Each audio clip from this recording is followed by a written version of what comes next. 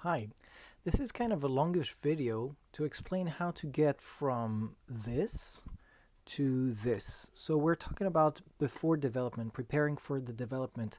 Um, you can find some good information online. I think Ilford has a good PDF that I learned from. Uh, what I'm going to talk about now is tips. So probably if you're already developing and you've encountered issues, I have encountered many over the years that I've developed a few hundred roles. And these are tips in order to avoid those issues that you can have. So you're probably going to make the best use of this video if you already develop and you've encountered some issues. Also, you don't have to do everything that I talk about here, and it's more and of course I'm not an expert and a lawyer, so please do not come with complaints. Test everything before you have an important job and you try something new. But if you run into issues, whether it's with 35 millimeter or medium format, you can try the tips that I give here, and hopefully that's gonna help you next time that you develop. The first thing I'm going to talk about is what you need. You're going to need obviously a roll of film. You're going to need a tank. This is from Patterson. It's a very good one. There are other brands. You're going to need, of course, your reels that are with the Patterson. I mean, these are the Patterson. I'll talk about the other reels that I use for medium format a little later. You're going to need some scissors, okay? These are rounded. I guess it helps because you are inside a changing bag, probably. You don't have a dark room, okay? Now, I want to say something about the changing bag, but that's true about really most of what we're going to be talking about here. A lot of the issues we run into when we are in the changing bag are due to the fact that we get heated up and our hands are hot and they get moist, they become damp, humid. You start sweating, and then the film gets sticky, okay, and the reels get sticky, or it sticks on the reels, and this is when it starts to be difficult. So a lot of the choices that we're going to make, and that's even before we get into the changing bag, are going to be to avoid this. We want to stay in a really dry and cool environment until we get to the bathroom or wherever you pour the chemicals, etc., which come later. So first of all, the changing bag, you're going to want the changing bag as big as you can. And this one might look like pretty big. It's called extra large, I think. You want to get the biggest bag that you can. Period. Don't say, oh, I only have the two real Patterson tanks, so I'm going to get a small one or a medium one. No, you want to get the biggest that you can, because the bigger room you have, the slower it's going to take for the heat to build, but it will build eventually, okay? When you have hands, if you wash the dishes and you put on gloves, you have noticed that your body temperature goes up. Same thing here. So there are even changing tents, but I think they're quite expensive. So take the biggest bag that you can afford. I think this one is called extra large, and when I moved from medium to extra large, my life changed for the better.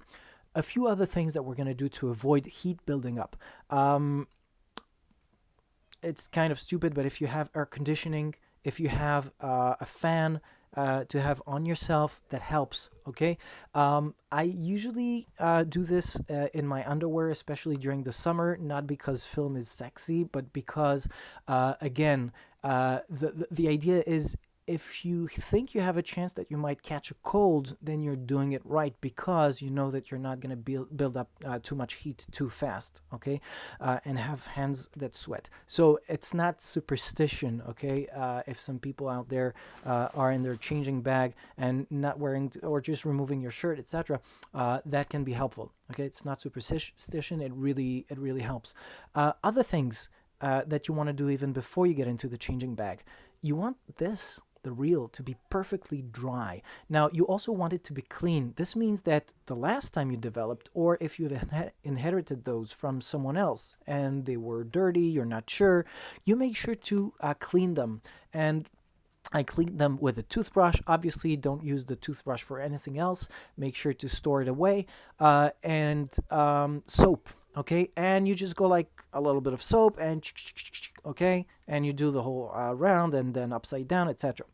And of course, you dry it. Now, it may happen that you live. I live in Israel. It gets hot in the summer, especially so, and humid. So what I do is I'll take one of these and I will just blow hot air, okay, medium hot or whatever it is, and for a couple of minutes before I get into the changing bed, making sure that this is perfectly dry. If it's not, your film is gonna stick and you're not gonna be able to to do a good job. Okay, you're gonna have issues. Another thing is you want to plan your work in the changing bag. What I mean by this is don't do the mistake of saying, oh, I've got 2 rolls, I'm gonna put everything in the changing bag, okay, my 2 rolls, my 2 reels, and I'm gonna do my work. Imagine if you run into the slightest of issues with the first one and it takes a little bit of time and things are heating up. Your film, the second one, is heating up, okay, the reel, the second one, is heating up and getting already wet and sweaty, okay. So in order to avoid that, what you do is the second roll, the second reel are outside of the changing bag, and you finish the first one, you put it in your tank, you just lock your tank to make sure that it's airtight, light tight. You open the changing bag, you take out the what remains of the cassette, okay, and you put the second cassette and the reel in, okay. Another thing that you want to do to prepare in order to have really like the smoothest of transition from the cassette to the reel and the tank is you want to keep your leaders out. Now, how do you do this? Keeping your leader out, I think, is a great habit to have and to develop. And it takes a little bit of habit. I mean, if you're lucky, you have a camera that has automatic rewinding. And if you're very lucky, okay, that's if you're lucky, it has automatic rewinding and you can have the option to keep the leader out. If you have a modern Canon camera, I suppose Nikon as well, you have that option. It keeps the leader out.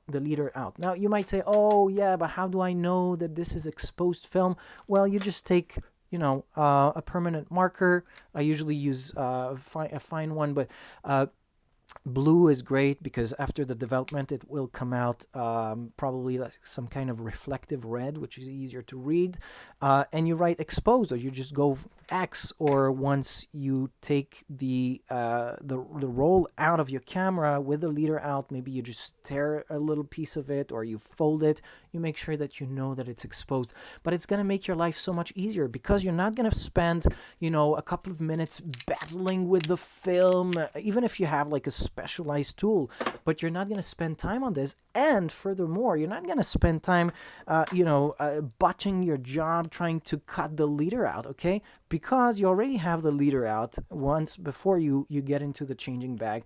I can cut it really like nice and easy and cut the corners so it's going to fit perfectly in my Patterson tank. Now, if you have a manual camera, that's also rather easy to keep the leader out. I'm going to show it to you right now. I might have to speed things up, but it's just a habit to take, okay? So this is a small manual camera. This is an Olympus camera. And when you rewind, maybe you should count the number of turns, okay, every time you do that, so that little by little, more or less. I think this one is around maybe 20, 25 or something like that. More importantly, the best way I could describe this is you're done when you hear some kind of a schlang. Now, it's not going to be very strong. I'm going to try and do it now, and the microphone is here, so maybe you're going to hear it. But the best way I could describe it is you hear a schlang, and you're like, oh, this means I'm close, and I only have to continue a little more. No, don't continue a little more. If you've heard that little schlang that says, oh, I would like to continue, no, this is when you stop. This means that somehow your film is there and you're at the end of it. So let's try and do it now. I'll either try to fast forward, or you can fast forward. Okay, this is 1, 2, 3, 4, 5, 6, 8, 9, 10, 11, 12. Okay, of course, don't do this too fast, especially at the beginning. Okay, so I've lost count, of course, but now I can hear that might be close. And okay, I heard a click, and the intuition would be, oh, I would want to go a little forward now. I must be close. No. This is when you stop. I heard a little click, a little schlang. Okay, I open this, and as you can see, I'm actually very close to the end. And now I'm gonna close the camera. I'm gonna take my scissors, and even before I get to the changing bag, I'm gonna do the work that I need to do. Okay, so right now I already have the number. I put it before I loaded the film. That way I'm sure what I have. So these are the things that I wanted to spend some time with before we even get into the changing bag, because they're going to save your life. Okay, because once you're in the changing bag, okay, all you have to do is get this, okay, on the reel. Okay, so when you're inside, you look for the grooves here. Okay, you learn to find them. It might help to close your eyes when you're in a changing bag because you're more focused. That's fine. And if you're at the beginning and you're not even sure that you're going to manage, because you have your leader out, you can already start putting it there. Okay, you might lose the first frame, so I would not recommend doing that, but that's if you're completely lost and you're not sure where to begin. That's fine for the first time. Once you have, okay, this is like what you find in the PDFs, etc. Not gonna go too long. You take out in the changing bag, of course, a couple of inches, and you've put it in there, and you just, okay, pull it, make sure it's really like in the grooves, and then all you have to do is that movement, okay, like that. And then what I usually do is I have it up in the changing bag, okay, and I go like that, and then I just pull it, and then okay, 1 2 3 4 5 6, okay. Now it may happen, especially if you've built up some heat and a little bit of sweat, okay, that things get a little sticky. Okay, you can slow down. You don't have to make big movements. Okay, it works fine when it's dry. Small movements will also get you there, but it might take longer. Okay, but if you see that it gets stuck, don't panic. Okay, you can usually go very, very small movements. It feels like things are not moving forward, but it will eventually. It might take longer. Okay, and again, if you have your second roll and reel outside, then at least you're not building heat and getting the sweat on them. Okay, so that's for 35 millimeter. I'm going to talk now about medium format, okay, quite quickly, but I want to say a word because I treat it a bit differently. First of all, you probably want to cut the paper here before you get into the changing bag, so you don't have to fight with it, you know, with your nails. And it's happened to me once that I had some paper get into my tank, and so it prevented a bit of development on a part of an image. It probably won't happen, but so that's the first thing I do. You could have maybe a rubber band here, or maybe you're just gonna hold your roll in the hand. Okay. Now the other thing I want to say is this. I use a different kind of reel, and I'm sure a lot of people manage with the regular Patterson or whatever you have, reel, Jobo, or whatever else. I use these. I think they're like not branded. I think the ones that I got were called Omega or something. But there might be several brands that carry it. So what you can see is it's got a bigger lip or whatever it's called. Okay, it's thicker, fatter, whatever it's called. And of course now it's not in 120 mode, so I'm gonna put it there. Okay, this is 120 mode, and now I'm going to say two things that, so first of all, this has helped me a lot because it's wider, so it was harder with the rather thin grooves of the regular Patterson reel. The second thing, I'm going to say now two things that one I've heard a couple of times, one I've read only once on a forum, and it's saved my life many times. So pay attention. The first thing is, I don't go directly from this to the reel. I first roll the film over itself, and I'm going to show it, obviously not on unexposed film, because this is something you would do in the changing bag or in the dark room. I'm going to do it on film that's already been exposed, and I've kind of put it inside this this roll to demonstrate. But what I do is I'm going to go like this. So I go all the way like this. So again, obviously do this in complete darkness in the changing bag. I move until I find my film. And instead of, okay, now I've found it, I can feel it. Now, instead of cutting the tips here and inserting it into my my reel, what I do now is I'm gonna roll it on itself. So obviously I handle the sides, okay, so that I don't leave any marks. I want to add something that I forgot to say at the beginning. I make sure to wash my hands with soap to the level that they're really dry, okay? If you feel that it's too dry, that you would want to put hand cream, you're in the right place. Do not put hand cream before you get into your changing bag. This is a sure way to leave marks, okay? So you wash your hands with soap very, very well. They're kind of dry, but still, I'm going to handle it from the sides, okay? And what I'm going to do is like that. Now, here it's not doing it, but normally the film would have been rolled on the film and it would be very, very tight. So what it's gonna do, rolling it over itself, is still gonna help it loosen a little bit so that the transition to the reel is gonna be easier. You don't have to do this, but it's helped me so much that that's what I do every time. So obviously it's a little cumbersome, but it goes like this. It would roll much easier on itself if it were just really straight out of a camera. Or if it were a real film. Okay, so you go like this until basically what I want is for you to get the idea, okay? So this is how I manage. Now, until you get to the end, and when you reach the end, so it will be, now I'm gonna touch it, it doesn't really matter, this is film that wasn't successful anyway. So, and you go on, so this is obviously in the dark.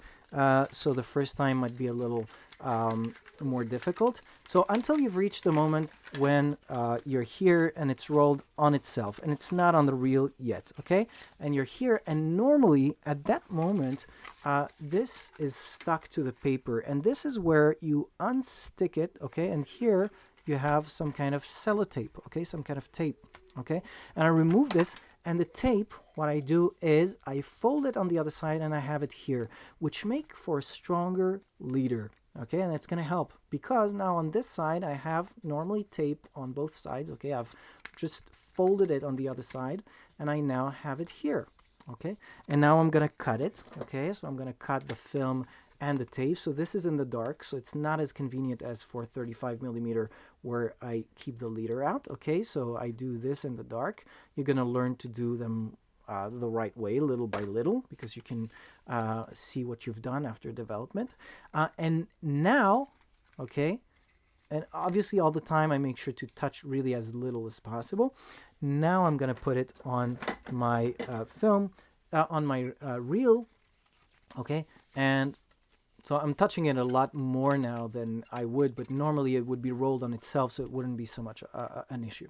And now I'm going to give you the trick that I saw only once, but it has changed my life in terms of putting medium format film on the reel. This reel that you see is a little different from what I received. What's different is it doesn't have the ball bearings. I'm going to show you on the Patterson one. As you know, you have little ball bearings here, okay? These little balls, metal balls, okay? Now, I have removed them, okay? A guy wrote on a forum that that's what he learned in film school, okay, in art school, and I tried it, okay? I took, it might work with scissors, but I took a fork, okay, and I removed the bearings. Now, caution, you cannot put it back. I don't think you can put them back, okay? So if you do it on your own, and please do not come with complaints afterwards, especially since the bearings are very useful for 35mm, right? So I use separate reels for medium format. I've removed the bearings, and this means that it's no longer an automatic reel. So it means I have to advance the film myself. However, it makes life so much easier. So let me show you now. I put the reel, I put the film here inside, okay, and again, same thing. So I will take a few inches, a couple inches, 3 inches, and I'll put it there. And now watch the movement. So this is no longer an auto reel because I've removed the bearings. So what I'm going to do is I'm going to do this movement. Right hand, okay, it might be inverted in the camera, but this is my right hand, and sorry about that. So let me bring it back here. Obviously, you touch as little as possible, but for that part, I do touch the film. Hence the importance of having very, very clean hand, okay? And this hand, I'm gonna move and hold the film very, very gently. I don't want to leave marks, okay? And then with the left hand, okay, I'm gonna just stop it while I move the reel back, okay? So reel forward with the right hand, holding the film. I hold now the film with the left hand. Okay, it's really the tip of the thumb here, and I move the reel back, etc., etc., etc. Okay, I'm doing it much more forcefully now than I would normally do. Okay, and hence the importance of very, very clean and dry hands. Okay, and it doesn't leave, I mean, in my experience, this does not leave markings on the film. Okay, until you reach the end, and there you go. Okay, and you put it in your tank, and you're good to go. Last thing, I think a couple more tips for the road that are related to development. Whenever I pour liquids, I now make sure to hold the rim here of the inside funnel, whatever it's called. Okay, even just with a finger, just like that. But it's happened to me once that I had not actually locked it properly, and at the pre-wash phase, I did like that, and it all fell, and in front of my very eyes, I saw a couple of rolls that that fell into the sink, and of course, they had not been developed or fixed. So in order to avoid that, I always make sure to keep a finger on the rim here. The second thing I would recommend is you might run into white patches on your or stains on your film after it's dried. So in order to avoid this, you want to do after the last wash. Okay, you want to do to use maybe a wetting agent. Okay, this one is called WAC or something, but there are several brands, I'm sure. You might call it something else, with not tap water, not even filtered water, but distilled water, which you can find at, I think, a gas station. Okay, you go to a gas station and you ask for distilled water. And with this, you can even try distilled water without a wetting agent. It might be enough, but tap water is probably not going to cut it, especially if, well, I mean, depending where you live. But that is the last tip I wanted to give you. Good luck. Let me know if you have other tips. And yeah, shoot film. Bye.